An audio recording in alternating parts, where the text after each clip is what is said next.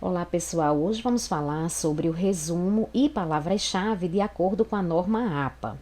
O resumo é uma descrição breve dos conteúdos do seu trabalho. Então, quando a gente vai ler um artigo científico, a gente sempre observa que antes da introdução, a gente tem essa espécie aqui de resumo.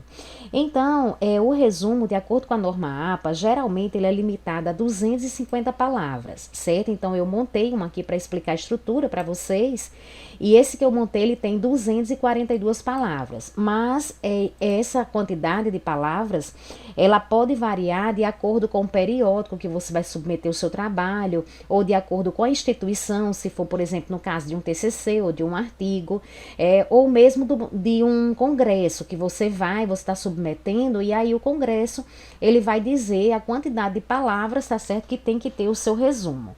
Mas pela norma APA, geralmente é limitada a 250 palavras.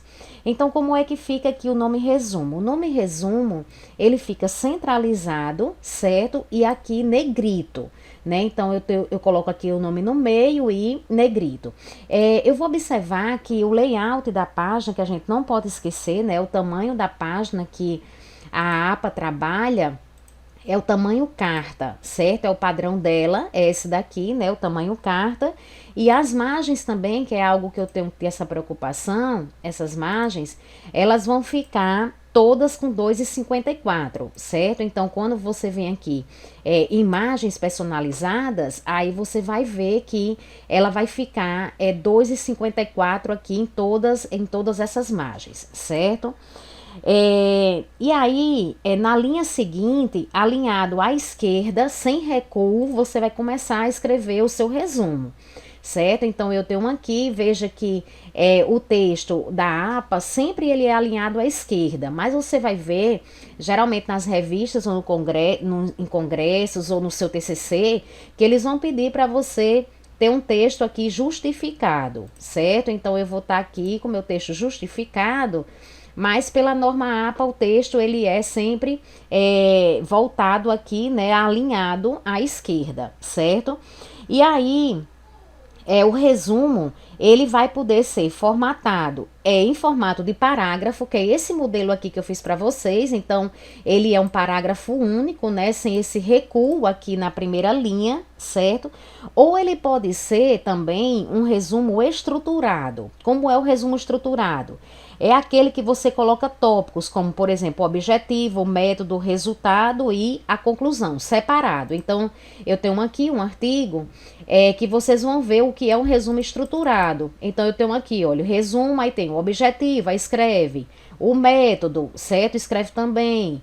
Originalidade e relevância, resultado, contribuição. Então, geralmente o pessoal coloca objetivo, método, os resultados e a conclusão, tá certo? Mas aqui para mostrar para vocês o que seria um resumo estruturado. Então, o conteúdo desse resumo aqui é o mesmo conteúdo que você usa para qualquer outro resumo de trabalho científico na norma ABNT mesmo. Então, aqui você pode entrar com uma breve contextualização aqui, certo? Eu posso seguir para o objetivo do trabalho, depois eu trago o método que eu utilizei, né? Então, posso trazer o método, como foi que eu fiz o trabalho, trago os principais resultados, certo? E por último aqui eu trago a conclusão. Então, o mesmo formato que você tem a sequência, a mesma sequência que você utiliza na norma ABNT, você vai utilizar aqui na norma APA. Com relação às palavras-chave, né? Então, com relação às palavras-chave, o que é que eu tenho? As palavras-chave são termos que descrevem os aspectos mais importantes do trabalho. Então, veja que você vai colocar aqui essas palavras-chave com um recuo, certo? Então, esse recuo é o recuo normal aqui da APA, que o recuo da APA é de 1,27. Então, eu já gravei um vídeo aqui sobre a formatação geral de um trabalho no formato APA, certo? Então, o recuo aqui das